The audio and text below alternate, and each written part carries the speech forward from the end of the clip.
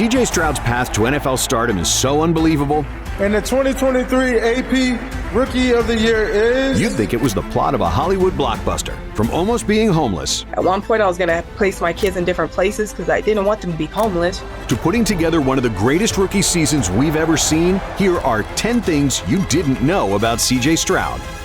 And it all starts with his father. Growing up, CJ's father, Coleridge Bernard Stroud III, was his best friend and the reason he started playing football. But when CJ turned 13 years old, everything changed.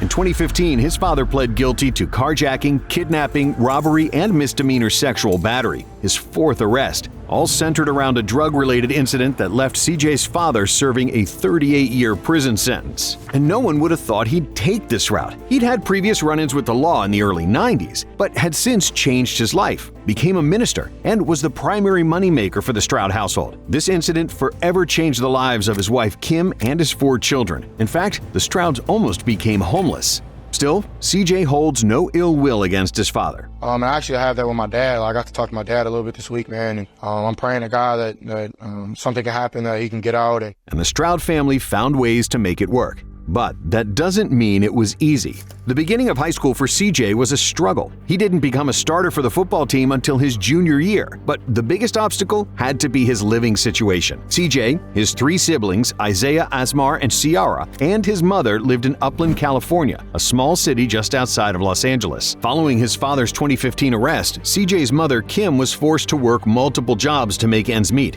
I used to work 12-hour days. I would do whatever I could just to keep a roof over my children's head, and sometimes food was very scarce. She worked as a property manager, covering multiple locations, constantly downsizing homes because money was tight, moving the family a total of 4 times. And just as the Strouds were about to get evicted from one of their many condos, Kim got a job as a storage facility manager, where the family moved into. Yes, Kim and her 4 children moved right above the storage facility that she managed, a 2-bedroom, 1-bathroom apartment. And while CJ's mother worked day and night to keep a roof over his head, she also likely was responsible for his elite athleticism. Stroud is related to one of the greatest all-around athletes of all time. And it's not who you would think. On his mother's side of the family, the great Jim Thorpe is a distant relative, the legend who won pentathlon and decathlon gold medals during the 1912 Stockholm Olympics and played pro baseball and football, spanning over 2 decades. He didn't just play pro football either.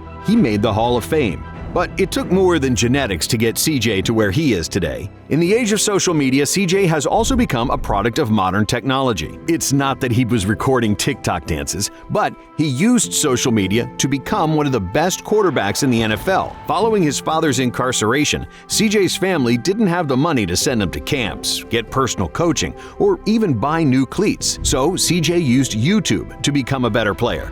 And it worked. He studied some of the best passers in NFL history, but primarily watched highlights of Drew Brees, and passing was just a small part of it. CJ also studied Brees' footwork, something that can be showcased in his game to this day. This film work turned CJ from a bench warmer to a starter in his junior year at Rancho Cucamonga High School, where he finally started to put his name on the map. But all this is nothing compared to how he ended his high school career, because the Elite 11, or American Idol of high school quarterbacks, is what truly put Stroud on the national radar. The Elite 11 brings together the best high school quarterbacks in the country every year, and it took a long time before this became a reality for Stroud, because he had tried many times. He first tried out at the Elite 11 LA Regional, following his promising first year as a starter at Rancho Cucamonga, going for 2,343 passing yards and 19 passing touchdowns. Despite this, Stroud was not invited to the Elite 11 Dallas Finals.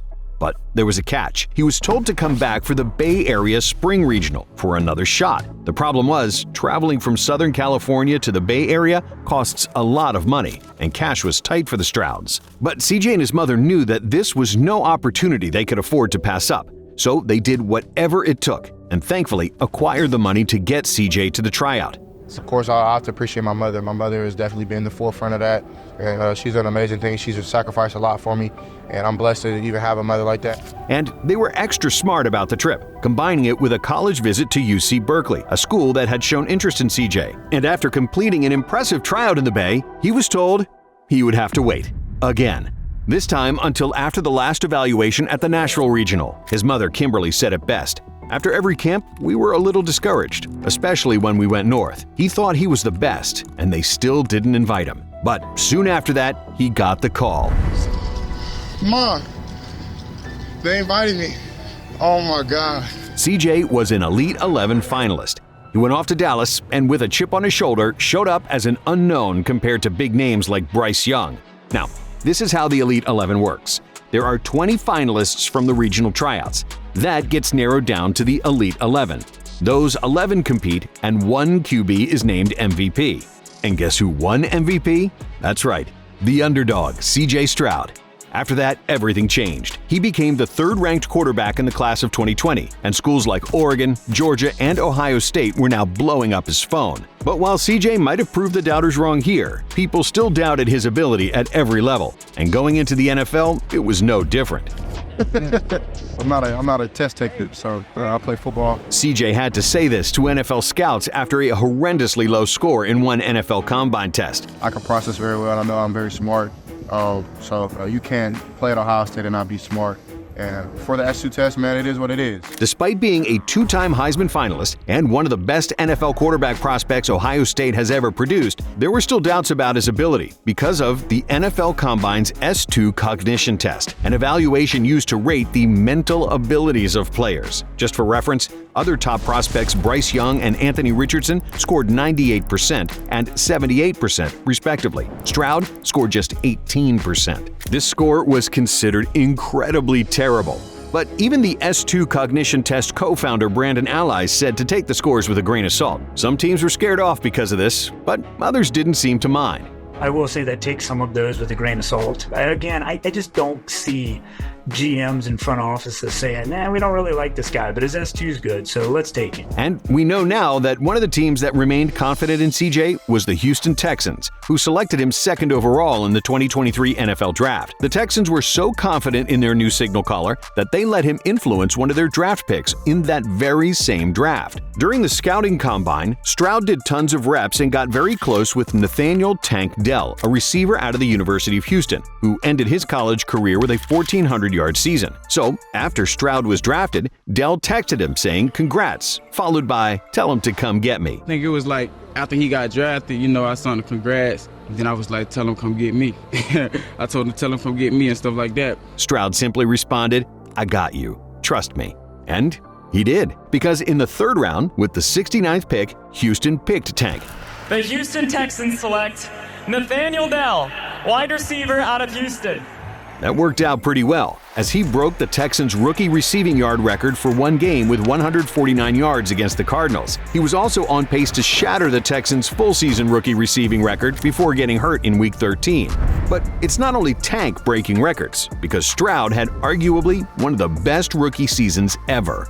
A historic year that only got better as we saw more. CJ Stroud proved he was always ready for the big leagues. His 4,108 passing yards broke the Texans' franchise record for most passing yards in a rookie season, and not just by a little. This 4K mark was nearly 1,500 yards more than the previous record holder Davis Mills in 2021. Stroud also had the most passing touchdowns by a Texan rookie with 23. But Stroud didn't just break franchise records, he broke NFL records. This includes the most pass attempts without an interception to start an NFL career at 191, the most games of 350 passing yards by a rookie at 3, tied with Andrew Luck and Cam Newton, the most passing yards in one game by a rookie at a ridiculous 470 yards against Tampa Bay, and the most passing touchdowns in one game by a rookie with 5 in that same game against the Bucs. This game against Tampa Bay was called by many as the best performance by a rookie in NFL history. And it's hard to argue otherwise. While Stroud has made history on the gridiron to open his NFL career, history can be traced all the way back to just the origin of his name, Coleridge Bernard IV. Not only did this name come from his great-grandfather, it also came from an 1800s Greek philosopher.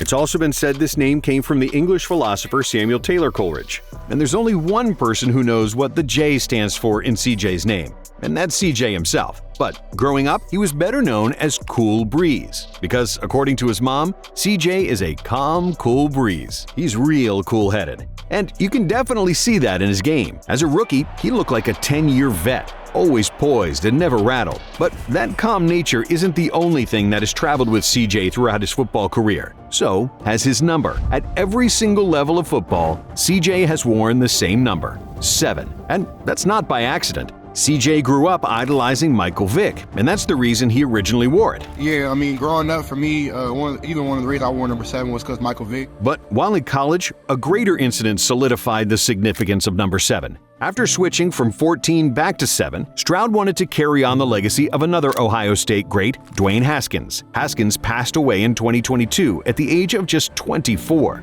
And CJ said, "I tried to honor him as much as I could, man. I really appreciate what he's done for Ohio State and done for me." It's this humility and incredible backstory that has built CJ Stroud into the NFL star he is today. And if you want more of the best NFL content, check out this video and subscribe to Blitz so you never miss another video.